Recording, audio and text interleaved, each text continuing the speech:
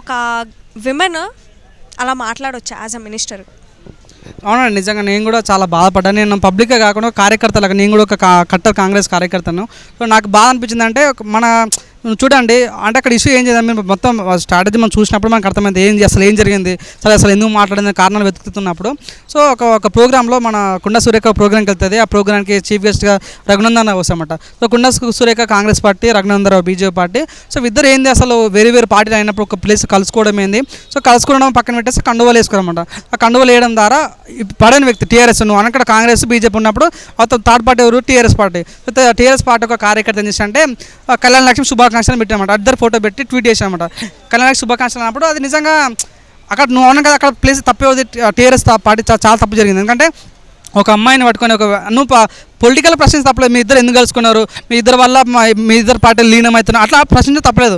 కానీ కళ్యాణ లక్ష్మి శుభాకాంక్షల వల్ల పర్సనల్ కొండా సురేఖ మేడంకి పర్సనల్గా డ్యామేజ్ అయింది. అక్కడ ఫస్ట్ తప్పు వెళ్దంటే టీఆర్ఎస్ పార్టీ చాలా తప్పు అయింది. ఎందుకంటే అప్పుడు కేటీఆర్ నిజంగా తప్పు అయిందని క్షమించమని ఆయనకు ఆ కార్యకర్త ఖండించిన తప్ప ఒక సరైన ఫీలింగ్ వచ్చేది. అక్కడ కేటీఆర్ సైలెంట్ ఉండడం వల్ల నిజంగా ఇంతకు ముందు నుంచి కేటీఆర్ గారు కూడా ఆవిడ పైన ఎన్నో విమర్శలు చేస్తూ ఉన్నారు. అంటే ఇవి దృష్టిలో పెట్టుకుని ఆవిడ ఇలా మాట్లాడారా?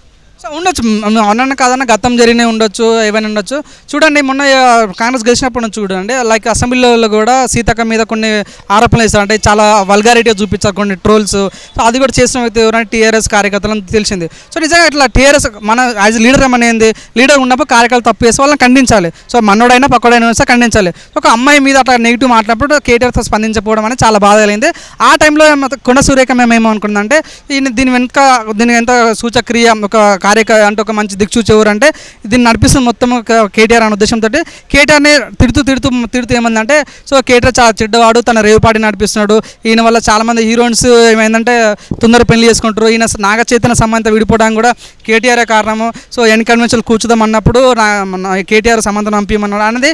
సో నిజంగా ఆమె మాట్లాడుతూ ఒక అమ్మాయి అయ్యిండు ఇంకొక అమ్మాయి గురించి మాట్లాడుతుంటే అరే ఇది తప్పు కదా అన్న ఫీలింగ్ వచ్చాడు. ఒక మినిస్టర్ అయితే తన నార్మల్ ఒక ఎమ్మెల్యే అంటే కాదు, ఒక మినిస్టర్ అయ్యుండి కూడా ఒక అమ్మాయి గురించి బ్యాడ్గా మాట్లాడుతుంటే మనం ఇది కాదు మనం కోరుకున్న రాజకీయం మీద క్లీన్ పాలిటిక్స్ ఇది కాదంటే రాజకీయం ఉండాలి, ఒకరి మీద ఒకరు కసి ఉండాలి, పోరాడే తత్వం ఉండాలి, కానీ పర్సనల్ డ్యామేజ్ చేస్తారన్న ఫీలింగ్ మాకు కలిగిందండి. సో నిజంగా నాకంటే ఏంది పాపం సంబంధం రాజకీయ పార్టీకి సంబంధం లేదు, నాగార్జున పార్టీకి సంబంధం లేదు. కావాలని లాస్ట్ టైం కన్వెన్షన్ కూర్చోరండి. కన్వెన్షన్ కూర్చున్నప్పుడు మేమే పబ్లిక్ మేమేమన్నా నిజంగా అది తప్పు ప్లేస్లో కట్టారు, హ్యాట్స్ ఆఫ్ రేవంత్ రెడ్డి అని మేము చెప్పాము. కానీ ఈరోజు మాకు అనిపించింది అంటే నిజంగా అరే ఇట్లా ఒక అమ్మాయి ఇంకో అమ్మాయి తిడుతుంటే తప్పు కదా అన్న ఫీలింగ్. అంటే సమంత మేము పాపం తను చాలా కష్టాల్లో ఉంది, ఇప్పుడు చాలా డిప్రెషన్లో ఉంది. సో అమ్మాయిని పట్టుకొని నిజంగా అట్లా మాట్లాడడం చాలా బాధ అనిపించింది. సో తను కూడా సమంత ట్వీట్ చేసింది, సో నాకు విడిపోవడానికి నాకు ఏమి ప్రెజెస్ లేకుండా నాకేమి రాజకీయంతో తొత్తు లేదు, సో నాకు పర్సనల్గా మీ ఇద్దరం పాజిటివ్గానే విడిపోయినాము అని సమంత ట్వీట్ చేసింది. నాగ చైతన్య ట్వీట్ చేశాడు. సో మమ్మల్ని ఇన్వాల్వ్ చేయొద్దని నాగార్జున ట్వీట్ చేశారు, అమలమైన ట్వీట్ చేశారు. సో నిజంగా అంటే మీరు చూడండి, లాస్ట్ టైం ఎన్ కన్వెన్షన్ కూర్చున్నప్పుడు మన సినిమా పెద్దలు ఎవరు మాట్లాడలేరు, కానీ ఈరోజు ఇట్లా మా సమంత గురించి మాట్లాడడం వల్ల చాలా పెద్ద వాళ్ళు మాట్లాడతారు. ఎందుకంటే నిజంగా తప్పు జరిగింది, అవునని కాదన్న.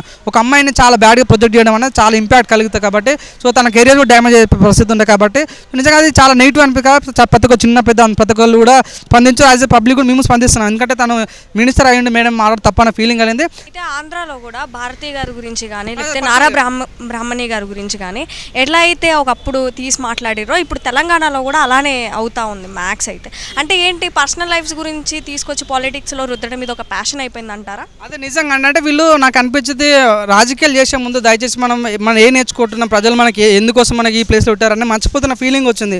సో రాజకీయం అంటే ఏంటంటే నిజంగా ఏదో మనం సంపాదించుకోవడానికి రాజకీయాలు రాలేదు, ప్రజలు సేవ చేయడం కూడా రాజకీయం ఉంచాము, కానీ పక్క పార్టీని తిట్టడాలో పక్క పార్టీ పర్సనల్ లైఫ్ ఇన్వాల్వ్ చేయడం ఇది కాదు కదా రాజకీయం అంటే. సో నిజంగా మనం ఏం సాధిస్తాం అనేది ఇంపార్టెంట్ కాబట్టి మీరు చూడండి, మన లాస్ట్ భారతీ మేడం ట్రోల్ వేసినప్పుడు నిజంగా ఆ పార్టీ కనుమరుగు అయిపోయింది. సో దయచేసి ఒకరు పర్సనల్ గురించి మాట్లాడేటప్పుడు దయచేసి నా రిక్వెస్ట్ ఏంటంటే మీ పార్టీకి మంచి ఆధారం ఉంది, మీ ప్రజల్లో మంచి రెస్పాన్స్ ఉంది, దయచేసి ఇటువంటి మాట్లాడొద్దని మనస్ఫూర్తి వరకు నాకు టు బి ఫ్రాంక్ నాకు కంప్లీట్ నచ్చలేదు. సో ఎనీవే పొద్దున్న లేచి చూశాను నేను, కొండ సురేఖ మేము సారీ చెప్పింది అంటే మన సమంత మేము 2 days అయినప్పుడు యాజ్ ఏ లేడీగా నాకు కూడా చాలా బాధ అనిపించింది. సమంత గారికి సారీ అని చెప్పింది, కానీ తను ఏమంటుందంటే నేను చేసిన తప్పే, కానీ కేటీఆర్ విషయంలో నేను తప్పు చేయను, కేటీఆర్కి తగ్గదులే అని. సో ఈ రకంగా మీకు స్పోర్టినెస్గా మీరు పార్టీ తిట్టుకోవడం తప్పులే, కానీ సో పార్టీకి సంబంధం లేదని తీసుకురావడం అనేది హీరో విలన్ కొట్లాడి కమెడియన్ తీసుకొచ్చినట్లు నిజంగా సమంతమైన తీసుకురావడం నాకు చాలా బాధ అనిపించింది. దయచేసి నా రిక్వెస్ట్ ఏంటంటే రాజకీయ నాయకులు దయచేసి అందరూ దండం పెట్టి అడుగుతున్నా, దయచేసి మీ రాజకీయ ప్రలోభాల కోసం మీ రాజకీయ ప్రయోగాల కోసం మాలాంటి చిన్న చిన్న వాళ్ళని లైక్ సినిమా ఫీల్డ్ ఉన్న వాళ్ళని దయచేసి మధ్యలో రాకండి. ఇప్పుడే సినిమా ఫీల్డ్ మీద చాలా చెడ్డగా వస్తున్నాయి, రేప్ కేసులు అని అవి ఇవి మన కాస్టింగ్ కోచ్ అని ఇంకా వీటిపైన ఇటువంటి రుద్దొద్దు. దయచేసి మీరు మంచి అధికారం ఉన్న వ్యక్తులు మీరే ఇలా మాడితే సహజంగా ప్రజలు ఇంకేం మాట్లాడకూడదని భయం అనిపించింది. సో దయచేసి మాట్లాడొద్దని కోరుకుంటున్నాను నేను.